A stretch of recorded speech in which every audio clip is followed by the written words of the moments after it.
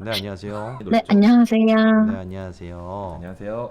좋습니다. 그 두 번째 사연 어떤 사연에 대한 이야기일까요? 막 귀신이 나오거나 그런 무서운 사연은 아니고요. 현실 공포썰입니다.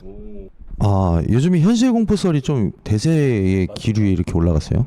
이번에 상금 만약에 받으시면 뭐 하실 거예요? 아마 모드 때 쓰겠죠? 좋습니다. 그러면은 저희가 두 번째 사연 한번 들어볼 건데 혹시 준비되셨습니까? 아, 네. 자, 준비되셨으면 바로 시작해 주세요. 큐! 액션!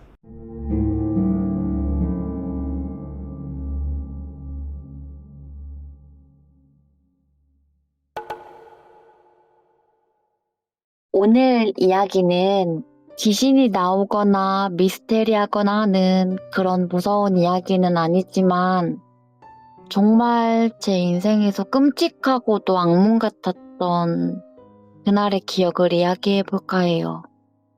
사실 이야기하고 있는 지금도 머릿속에 자꾸만 그때 일들이 떠올라서 너무 힘들고 온몸이 떨리지만 내가 이 사연을 갖고 오게 된 이유는 지금 이 이야기를 듣고 계시는 청취자분들에게도 일어날 수 있는 일이고 오늘 이야기를 듣고 조금이나마 경각심을 가지셨으면 좋겠다는 생각이 들어서 떨리지만 용기 내어 이 사연을 들고 오게 되었어요. 2008년 수능과 대학 입시가 끝난 갓 20살이 되었을 때였어요. 드디어 공부에서 해방되어 자유가 되었다는 행복감에 취해 있었죠. 비록 대학 입시는 다 떨어졌지만 이제 교복이 아닌 이쁜 옷들을 입고 놀러 다닐 수 있다는 기대감에 한껏 취해 있었어요. 고등학교 땐 공부에 치여 놀러 다녀보지도 못한 게 너무 한이 됐던 저랑 친구들은 가보고 싶었던 곳들을 종이에 쭉 하나씩 나열해놓고 놀러 다니느라 아주 바쁜 하루를 보내고 있었어요. 그렇게 내일은 어디 갈까 하며 종이를 쭉 훑어보고 있던 중에 부천이라는 지역이 눈에 띄더라고요. 같은 경기권에다가 집 앞에는 바로 가는 버스도 있겠다. 쇼핑센터에 이쁜 카페, 분위기 좋은 술집까지 전부 갖춰진 그곳이 너무 마음에 들었고 다음날 바로 부천으로 놀러 가기로 약속을 잡았어요. 이제 막 20살이 되어 교복에서 벗어났으니 얼마나 꾸미고 싶겠어요. 검은색 미니스커트에 예쁜 블라우스, 높은 하이힐까지 신고 처음으로 부천이라는 곳으로 향하게 되었어요. 친구들과 다 사는 곳이 달라서 버스를 타고 부천역 앞에서 만나 옷도 쇼핑하고 예쁜 카페에서 시간 가는 줄 모르고 수다도 떨고 저녁엔 분위기 좋은 술집에서 간단하게 술도 한잔하며 그렇게 친구들과 20대의 추억을 쌓으며 행복하고도 즐거운 시간을 보내고 집으로 돌아가는 마지막 버스에 몸을 실었어요. 막차여서 그런지 버스에는 기사님과 승객 한 분이 다였고 라디오에선 조용한 음악만이 흘러나오고 있었죠. 말 그대로 버스는 고요하고 잔잔했어요. 버스에 올라탄 뒤 앉은 자리를 쓱 훑어보다 버스 맨 끝쪽 창가 자리에 자리를 잡고 줄 이어폰을 귀에 꼽은 뒤 갑자기 몰려오는 술기운에 창문에 머리를 대고 그대로 스르륵 잠이 들었어요. 그렇게 얼마나 시간이 흐른지 모를 만큼 깊은 단잠에 빠졌을 무렵 누군가 제 옆자리에 털썩 하고 앉는 느낌이 들었어요. 너무 깜짝 놀라서 이어폰에 흘러나오는 노래를 중지시키고 상황 판단을 하기 위해 눈동자만 대굴대굴 굴리고 있었어요.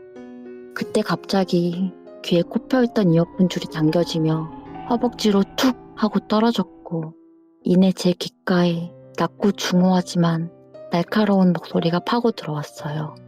입 닥치고 조용히 따라 내리라는 그 짧은 말 한마디가 온몸에 털들이 곤두설 만큼 날카롭고 무섭게 들렸어요. 순간 자리를 옮겨야겠다는 생각이 들어 엉덩이를 들썩 하는 찰나 제 팔을 낚아채며 품속에 숨겨놓은 긴 칼을 꺼내 제 목쪽을 향해 갖다 댔어요. 목에 닿은 차가운 새의 감촉에 정말 심장은 터질 듯 두근대기 시작했고 이대로 죽는다는 두려움에 온몸이 얼어붙은 채 그 남자 말에 대답도 하지 못하고 그냥 고개만 끄덕끄덕하며 차오르는 눈물을 입술 꽉 깨문 채 참고 있었어요. 여기서 소리 지르거나 반항하며 목에 대고 있던 칼을 진짜 그대로 그어버릴 것 같은 느낌이었거든요. 그렇게 아무것도 모르는 버스는 야속하게도 다음 정류장을 향해 힘차게 달려가고 있었고 혼자 지옥에 갇힌 채 제 시간도 빠르게 흐르는 것만 같아요. 점점 다음 정류장에 거의 다 와갈 때쯤 머릿속엔 부모님, 친구들 얼굴이 떠오르며 진짜 살고 싶다 라는 생각들이 머릿속을 가득 채웠어요. 그렇게 도망칠 기회를 엿보고 있던 중 소리도 지르지 않고 얌전히 있는 제가 조금 안심이 되었나 봐요. 고개만 살짝 돌려 그 남자를 걷는 줄로 쳐다보니 창밖을 보며 멍하니 있더라고요. 순간 지금이 기회다 싶었고 평소 같았음 절대 나올 수 없는 초인적인 힘으로 그 남자를 옆으로 세게 밀치곤 그 틈으로 빠져나와 기사님을 향해 앞쪽으로 무작정 달리며 소리쳤어요.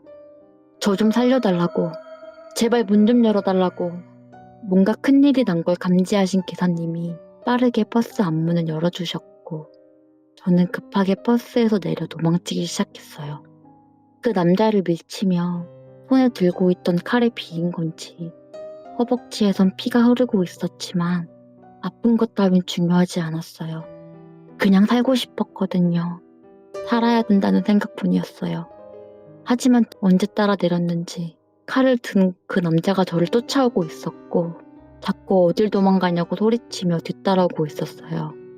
도망가다가 잡힐 것 같다는 불안감에 뒤를 돌아봤는데 그 남자와 함께 타렉스 차량도 같이 따라오고 있었어요.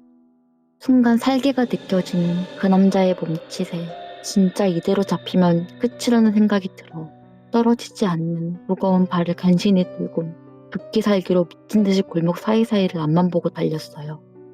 정말 살고 싶다는 간절한 마음으로 기도하며 도망쳤어요. 주체 없이 흐르는 눈물에 앞이 흐려져 넘어지면서도 양쪽 무릎과 팔꿈치엔 피가 흐르고 무드는 양쪽에 다 벗겨져 어딘가로 날아가 버렸지만 아픔보단 무서움과 두려움이 너무 컸기에 그런 건 저에게 중요하지 않았어요. 그렇게 골목 구석구석을 요리조리 도망치다 저 앞에 불 켜진 편의점이 보였고 무작정 카운터로 뛰어들어가 건문을 붙잡고 제발 저 좀 살려달라고 저 좀 숨겨달라고 무릎 꿇고 싹싹 빌었어요. 머리는 산발해 온몸엔 피가 흐르고 있는 저를 보고 직원분은 깜짝 놀라 가게 문을 걸어 잠그셨고 경찰서에 바로 신고해 주셨어요. 가게에서 물건을 고르고 계시던 분들도 경찰분들이 오기 전까지 피와 땀으로 범벅이 된 제 얼굴을 닦아주시며 이젠 괜찮을 거라고 다독여 주셨어요. 얼마 지나지 않아 경찰분들이 오셨고 저를 엄마에게 무사히 인계해 주셨어요. 경찰차를 타고 엄마가 계신 곳에 도착했을 때 문이 열리자마자 엄마는 저를 알아보셨고 제게 단 한마디도 묻지 않으셨어요. 제 몰골은 말이 필요 없었거든요. 엄마께선 그냥 피와 땀으로 얼룩진 제 몸을 조심스럽고도 꼭 껴안아 주셨어요. 그 순간 긴장이 풀리며 제 몸은 그대로 힘없이 무너졌고 담담한 척 꼭 참고 있던 눈물과 그 자리에 주저앉아 그대로 소변을 싸버렸어요. 그 모습을 말없이 지켜보던 엄마는 그대로의 저를 품에 안으시고 말없이 제 등을 두들겨 주셨어요. 그리곤 참았던 울음을 고스란히 제 어깨 위에서 터뜨리시며 말씀하셨어요. 이젠 다 괜찮을 거라고. 살아 돌아왔으면 그걸로 된 거라고. 다시 엄마 품으로 돌아와서 너무 고맙다고. 그 목소리를 듣는 순간 숨이 멎는 줄 알았어요. 내가 살아있어서 고맙다고 말해주시는 엄마가, 그 말과 함께 아이처럼 엉엉 우시는 엄마가, 그리고 그런 엄마 앞에서 죄책감에 미치도록 무너지는 저까지. 그 장면은 십몇 년이 지난 지금도 생생하게 기억이 납니다.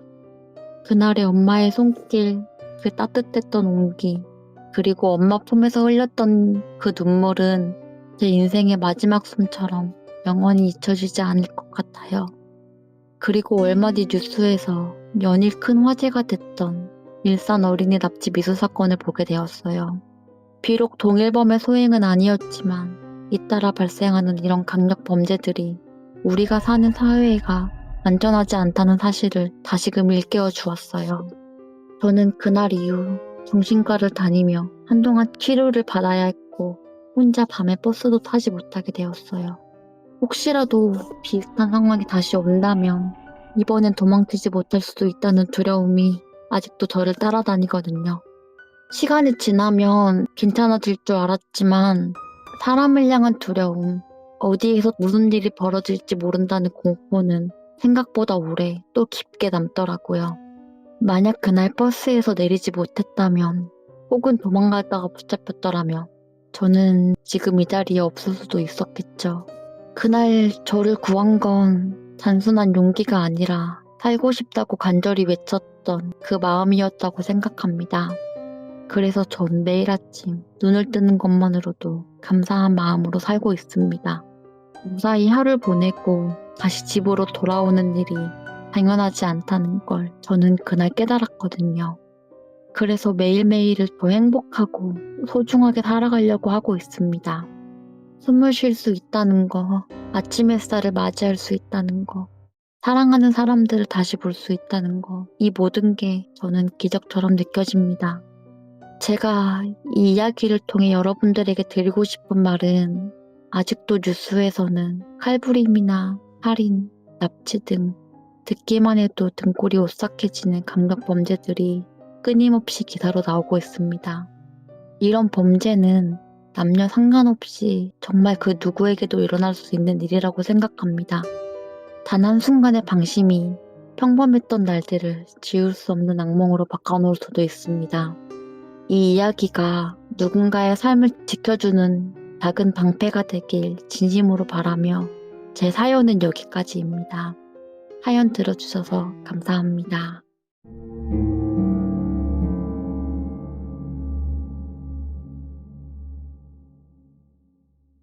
네, 사연 잘 들었습니다. 잘 들었습니다. 아유, 이래서 제가 사람 많은 네. 데를 별로 안 좋아해요. 저도 사람 그래서 없는 데도 뭐 위험한 거지만은 좀 사람 많은 데 같은 경우는 유흥지 아니면 뭐 시내 이런 데는 진짜 이런 범죄 사건들이 너무 많다 보니까 항상 조심을 해야 됩니다. 조심을. 저는 근데 그 밀치고 못 갔을 것 같아요. 아, 그러니까 나도 그 생각했을 그 때, 상황이면. 예, 겪고 싶지가 않습니다. 아, 네. 네. 전 딱 이렇게 갖다 대면은 네. 어떻게 해야 될까를 생각을 해봐야겠죠. 아 근데 이게 막상 그 상황에 닥쳐가지고 딱 대고 있으면 아무것도 못 할 거예요. 진짜 남자들도 쉽지 않아요. 칼 앞에서는, 그러니까 아무리 운동을 하신 분들도 칼 앞에서는 도망가라고 해요. 아, 가서 맞습니다. 싸우지 말고 도망가라고 합니다. 그 정도로 굉장히 위험한 맞습니다. 순간이잖아요. 근데 이제 슬기롭게 혹은 되게 잘 헤쳐나가서 다행인 거지, 뭐 실패했으면 이건 네 천운이죠. 그냥 거의 죽을 각오로 댐pis던 것 같아요. 죽고자 죽기 하는 아니면 까무라치기다, 약간 그런 마인드였던 것 같아요. 정신력이 되게 강하실 것 같아요. 음. 예, 그러기가 쉽지 않을 것 같은데 진짜로. 쉽지 않아요. 목소리부터도 아우라가 좀 있습니다. 자, 저희가 이제 투표를 지금 해볼 건데, 투표단 분들에게 혹시 하고 싶은 말씀 있으실까요? 제가 벌써 3번째 참여를 하는 건데 할 때마다 정말 떨려가지고 연습한 것만큼 너무 잘 못 읽는 것 같아요. 오늘도 그렇고. 그래서 어떻게 들으셨는지는 잘 모르겠지만 집중해서 잘 들어주셨을 거라고 믿겠습니다. 잘 자, 부탁드립니다. Let's go 투표. 골드표 조니벨님의 나올 것 같은데. 실제로 겪었던 되게 위험한 상황을 꺼내고 싶지 않은 이런 기억을 또 시청자분들에게 이런 일이 있으니까 조심해라 이제 얘기해 주신 투표입니다. 빨라. 마지막 부분에 그때 당시가 생각나가지고 목소리에 떨림까지 느껴져서. 네. 저는 아까 순간 좀 우시는 줄 알았어요. 네. 네, 진짜 많이 울컥했어요. 몇 표 받으실 거라고 예상하십니까? 한 4표 받으면 많이 아. 받는 거라고 생각합니다. 끝났다. 12표 결과를 바로 공개하도록 하겠습니다. 아, 동타다.